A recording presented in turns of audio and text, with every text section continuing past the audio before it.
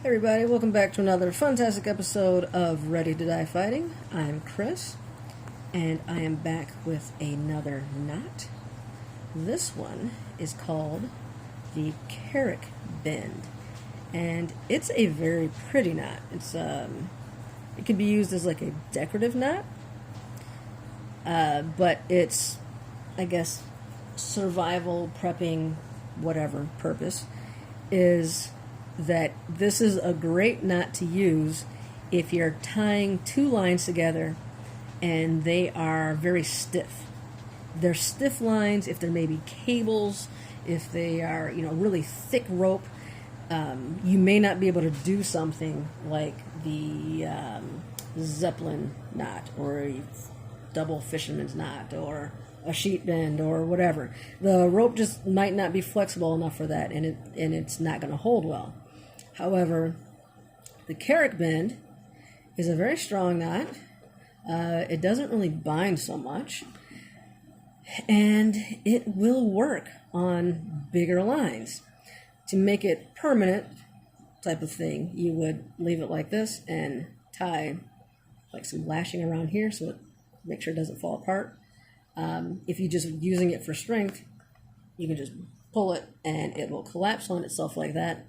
And it's perfectly fine. Like, you can use this. It's strong. It's going to hold. Really stiff lines probably won't collapse this much. Paracord will, because it's so thin and it's so flexible. But it's a very strong knot.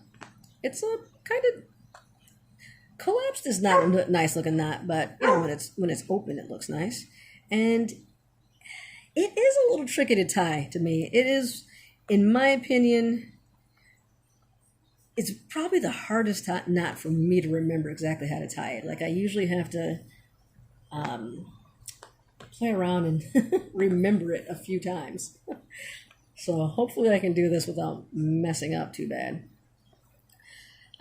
Like and subscribe if you enjoy these videos. And there we go. So, to make this knot, you first want to make a bite. I guess you could call it, well, I don't know, like a Jesus fish type of thing, that fish shape. So you kind of make that. And then you take your second line, and what you're doing is you're basically doing a over, under, over, under, over, under, over, under. And you're just weaving this line around. So start here, and you go over this first line. Then you go under this one. Leave this over here. And then you're wrapping around, and you're going over this one again. And now you're going under this middle itself, basically, and over this one. And it ends up making, you're basically doing two overlapping, intertwined fish.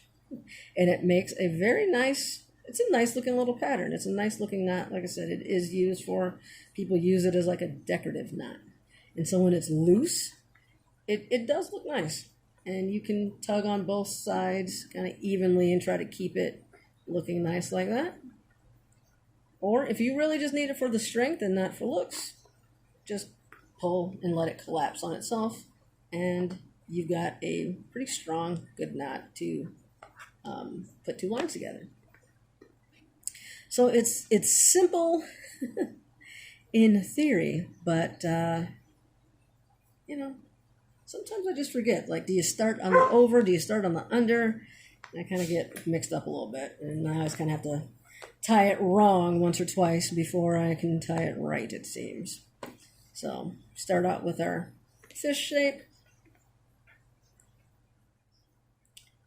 Going over this first line, under this one, the second part.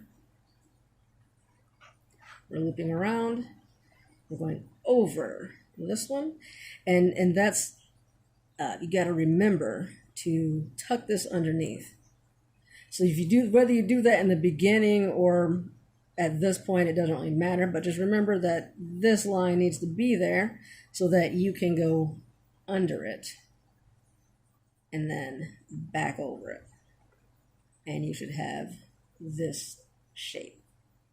You know you've tied the knot correctly.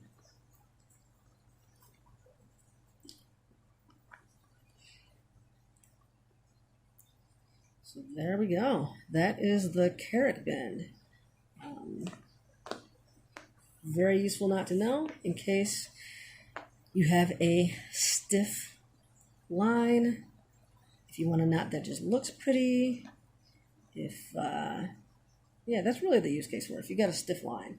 And so if I was actually tying it, you know, I don't sit it down like that. I just kind of wrap around my hand like that.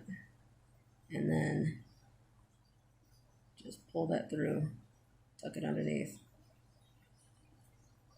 And there we go.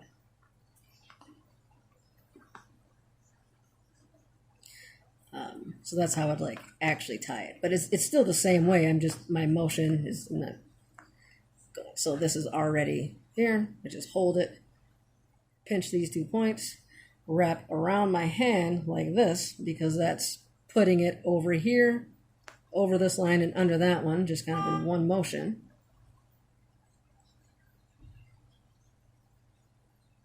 Tuck that bad boy. And then just go like that. Oh, what happened here? What happened? I don't know. Something slipped in my hand. Not sure how I did that. But let's try it again. Not sure what I did there. There we go.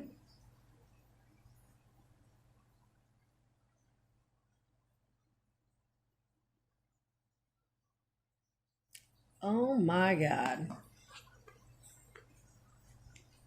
Oh, you know what? I had it the wrong way. It's supposed to be this way, isn't it? No, it's not. It's supposed to be that way. It's supposed to be that way. I guess I need to slow it down. Well, if I go like that. Oh no, it is supposed to be the other way. Sorry, that is, see, that's, I always have to redo it a couple times because I forget. You gotta get it that way. This one goes on top. Ay, ay, ay, I tell you, but that's what happens if you do it wrong. That's how you tie the knot wrong.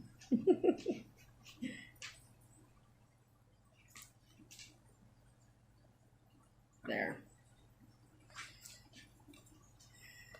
So yeah, this one, I mean, this one does confuse me on a regular basis. I did say that at the beginning, so you just got to practice it over and over. And this, I mean, honestly, I've known this knot for a long time, and it still messes me up.